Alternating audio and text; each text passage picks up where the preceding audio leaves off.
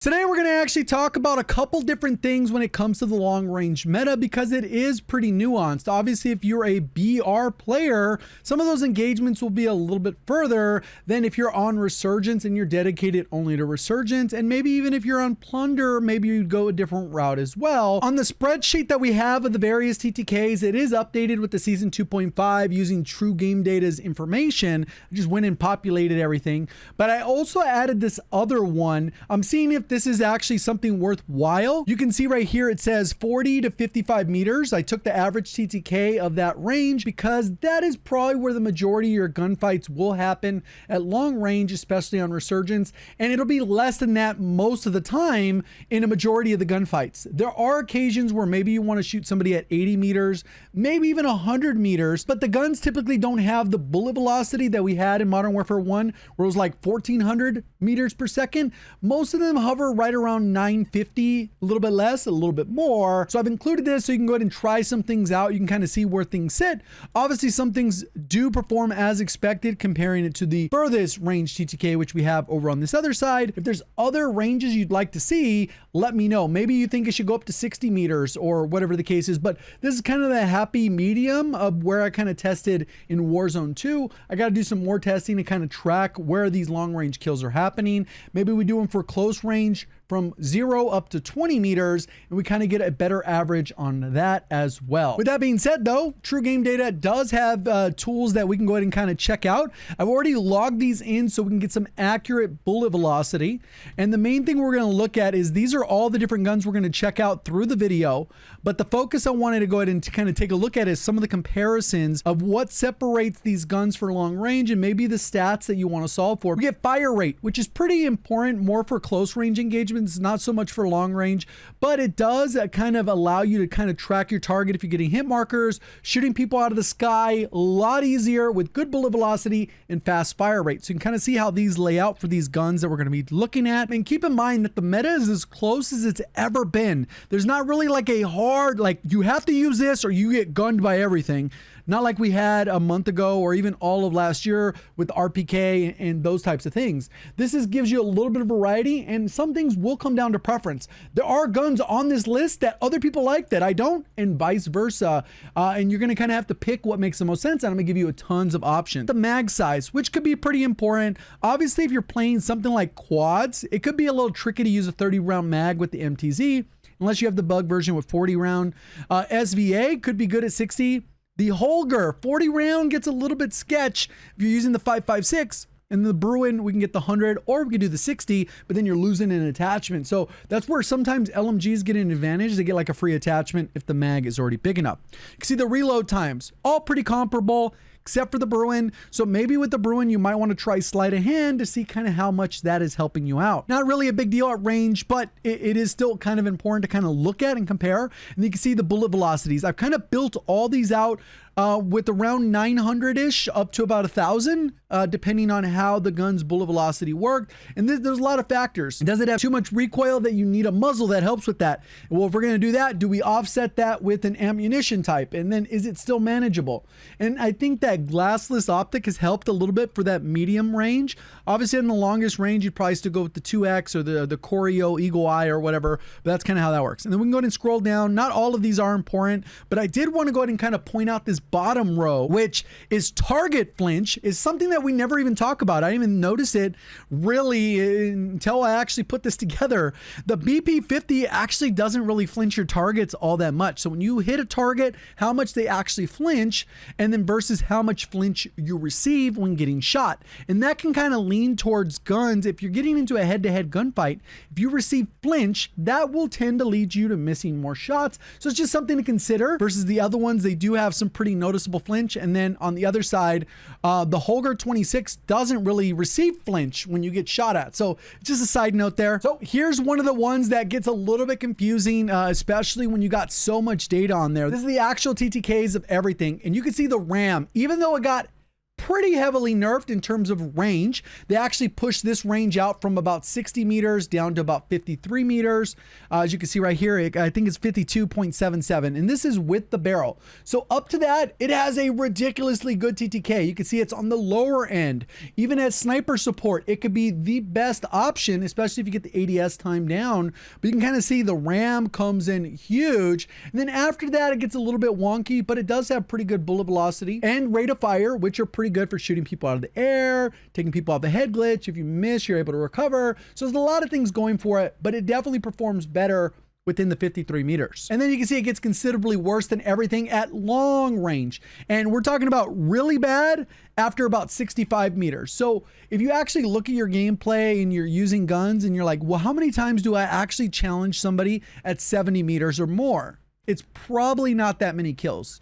For some of you, maybe if you're sniping, but then those range would be like where you're in sniper range. And then that's where sniping could be good, forcing engagements around the 70, 80 meter range. And then you have a few other ones odd mix in here. You can see this green one, the Subverter, which is the new battle rifle. It is amazing, but it does have a little bit of a wonky recoil that for the most part, you really won't notice, but every once in a while, it'll just do that little bit of jiggle while you're firing.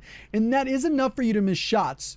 But its TTK is fast enough that even if you do miss a shot here or there, it still kills pretty fast as long as you're able to mitigate most of that majority of the time. And then you can kind of see where they all lay out. You can kind of see how the TTKs are at the furthest range. And then if we go somewhere like 50-ish meters, you can kind of see where everything sits, and it's pretty close. And you kind of got to weigh in what feels more comfortable for you, because some people, they struggle with the RAM recoil, but that one I think is one of the easiest to control, especially once you get over the initial recoil kick. So with that, we'll go ahead and go over those loadouts. We got the Holger 26 LMG. It comes stock with a bigger mag of 60. You could even go bigger, and this one's built around the recoil control and the velocity, so we can reach that out.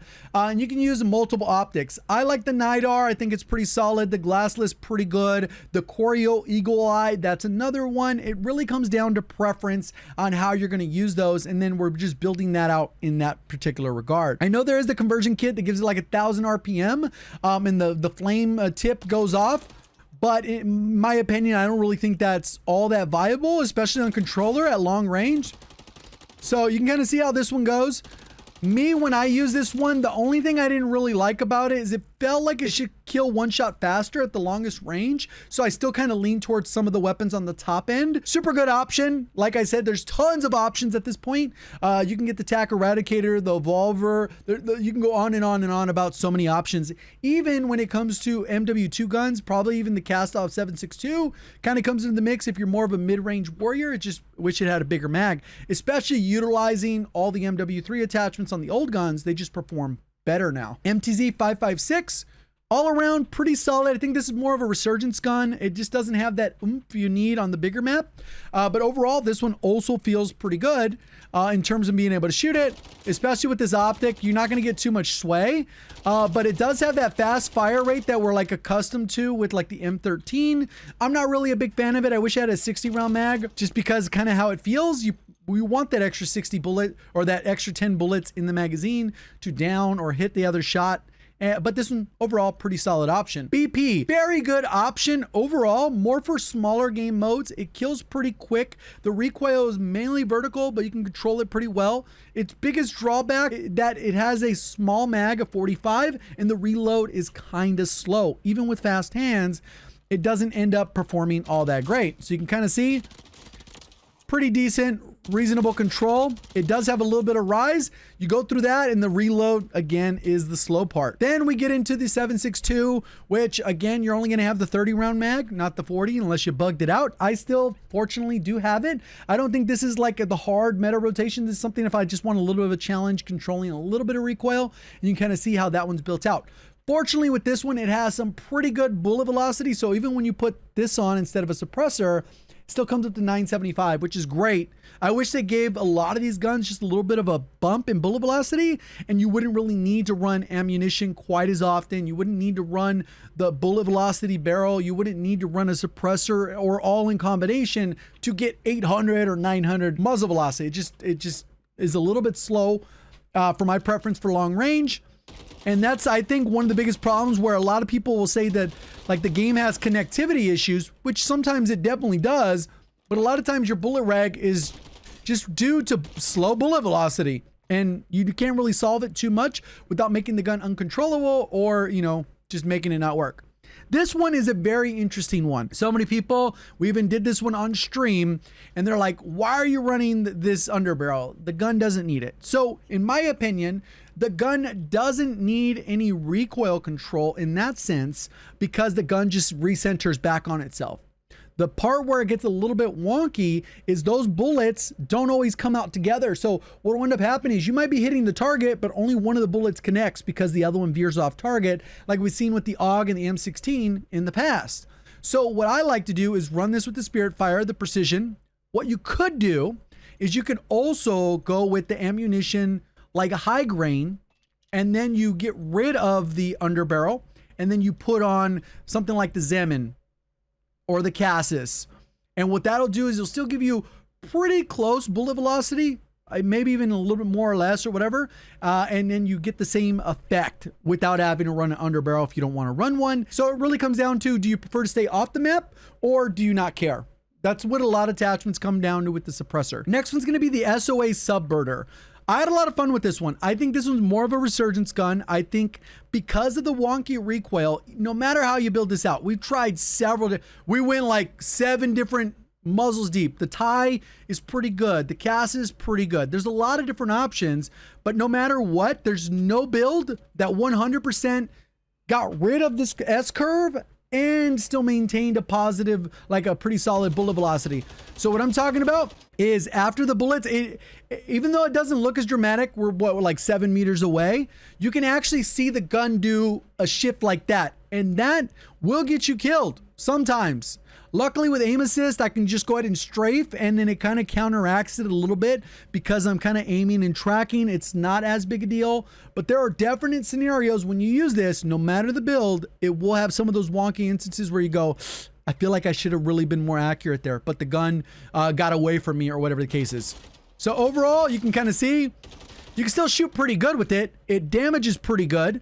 The fire rate's solid. Like they said, it's the fastest in the BR category. But overall, I think that's really the only drawback is the gun has that little bit of kink in the recoil. And that's kind of how it goes. So the Holger 5.56, good all-around gun, except for the magazine. This one would definitely benefit if it had the 60-round mag. Obviously, you could use this maybe in trios or something like that, even duos. But it just feels like you run out of bullets. By the time you down 2 players, you need to reload, or it just gets away from you in terms of being able to aim. But you can see, not much recoil. It gets the job done. I definitely preferred this one over the Holger 26. But again, that comes down to preference. Some people said they preferred the other one over this, but this one does kill pretty fast, especially after the update. Then we get the upper echelon of the meta. I think a lot of people are in the Bruen conversation because it did get buffed. I personally still prefer the RAM because I generally stick to Resurgence. I like the Bruen to a certain extent, but overall I just don't like the slow reload, that it's an LMG, the open bolt delay. It just goes on and on of like why things I don't like it. But there are people that are loving this gun right now. So if it's been a while since you tried it, definitely check it out. The RAM is this typical build we've had for quite a while. It does have a little bit of rise in the beginning, but overall, if you adjust for that by pulling down a little bit firmer in the beginning, and then you kind of just maintain it. So there you go. And you can see it's wanting to rise, but I'm counteracting it. And then you get the shots on target, and it's pretty solid. The reload's good. The movement's good. Like a lot of good stuff going for it. It is an iron sight build where you do show up on the minimap. So that could be a little bit tricky at range, especially for people that struggle with this gun, being able to shoot people at 80-ish meters, especially after the nerf that it takes an extra shot or 2, depending on the specific drop-off that you're worried about. Then we get the Bruen. It says Cassis. That's going to be the lower recoil option. They did modify some stuff here. So now we're getting a 950-ish bullet velocity with this build, which is pretty solid. Like I said, you could use different optics. This one, it performs pretty good. The thing I don't like with the Bruen is it feels like an MWIII gun.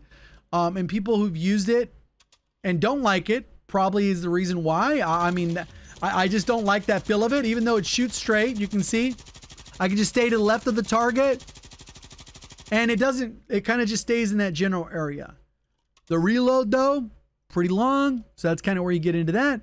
But overall, you get pretty good control if you want to hit the target, and you're good to go. Let me know, what are you guys leaning towards? And if you'd like to see any changes to the spreadsheet, which is linked in the description. Appreciate all the support. Thank you for watching as always. Have a great day.